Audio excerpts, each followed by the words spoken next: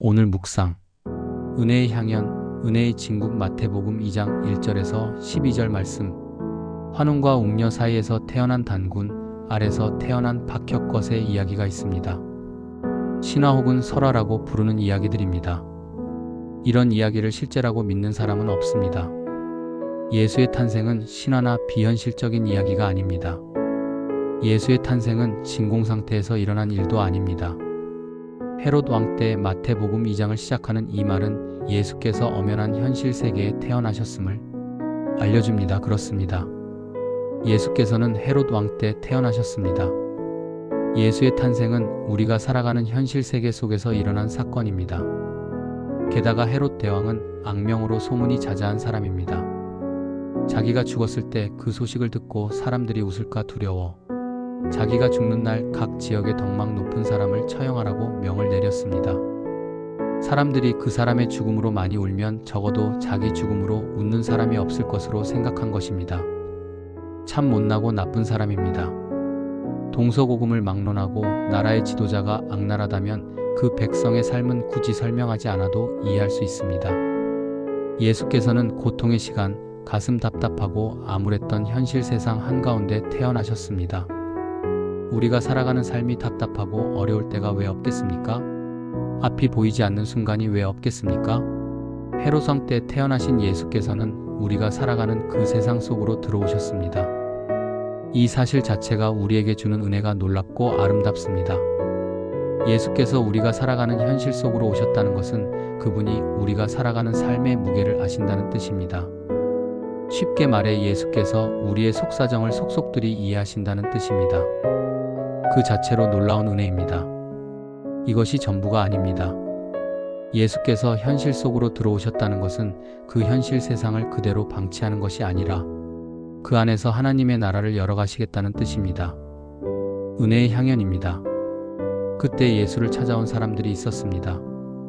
우리에게 동방박사로 알려진 동방에서 온 사람들이었습니다. 어떤 사람은 이들을 점성가매이자이라고 부릅니다. 그들이 점성가로 본다고 해도 어떻게 이들이 예수의 탄생을 알아보고 그 먼 길을 걸어서 온 것인지, 그 용기와 신앙이 어디에서 비롯한 것인지 질문이 생기지 않을 수 없습니다. 쉬운 대답은 아닐 것입니다만 다니엘과 같이 포로기 동안 신실하게 살았던 신앙인의 유산이 아닐까 추정할 수 있습니다. 생각해 볼 필요가 있는 지점이지만 우리의 관점은 다른 곳에 있습니다.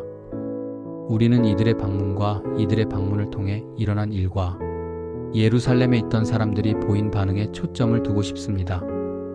이들의 방문과 방문 이후로 헤롯과 왕실이 발칵 뒤집혔습니다. 마태는 예루살렘도 온통 떠들썩했다고 기록해 두었습니다. 유대인다운 과장법이겠지만 이 사건이 대단히 심각했다는 것을 알려주기에는 충분합니다.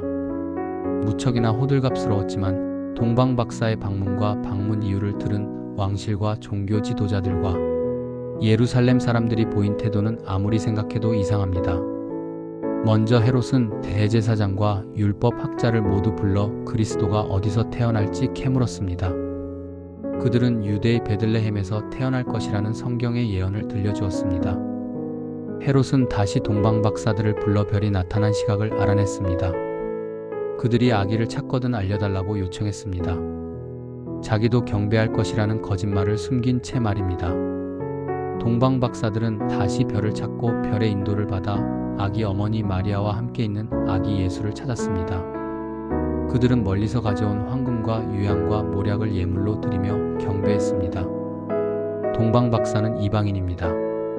물론 헤롯도 이방인이지요. 당시 대제사장도 돈을 주고 직위를 산 사람이었습니다. 율법학자는 사정이 다릅니다. 그들은 유대인일 것입니다. 이 소문을 들은 왕실에 속한 사람 중에도 유대인들이 적지 않았을 것입니다. 이 소문이 서기관들과 바리새인들에게도 들어갔을 것이 분명합니다. 그중 한 사람도 성경이 예언한 그리스도를 찾는 사람이 없었습니다. 그들이 한 수 아래로 보았던 동방에서 온 이방인은 기뻐하며 아기 예수를 찾는데 이 예언을 받아든 당사자들은 어찌 된 일인지 시큰둥합니다. 예수의 탄생은 시작부터 하나님 나라가 어떤 날인지 넌지시 알려줍니다. 예수는 정치 세상을 뒤집으시는 분으로 오십니다. 예수의 탄생은 진정한 왕이 누구인지 알려주십니다. 또한 예수의 탄생과 동방박사의 경배는 하나님 나라에 참여할 사람이 누구인지도 알려줍니다. 그 사람은 신분이나 태생과 같은 외적인 조건이 아니라 마음을 낮추고 예수를 사랑하고 경배하는 사람일 것입니다. 중심이 주를 향한 사람이 하나님 나라에 들어갈 것을 보여줍니다. 지금까지 세상에서 볼 수 없었던, 상상할 수 없었던 세상이 열릴 것을 보여줍니다. 예수께서 탄생하신 때와 예수를 찾아오고 경배한 사람을 통해 우리에게 주시는 하나님의 은혜는 곱 씹어볼수록 단맛이 우러나는 은혜의 진국입니다. 오늘 기도 하나, 현실 세상을 찍고 들어오신 예수, 우리가 살아가는 세상의 고뇌와 아픔, 문제 한복판으로 들어오신 예수의 은혜를 생각하고 곱 씹어보는 하루 되게 하소서.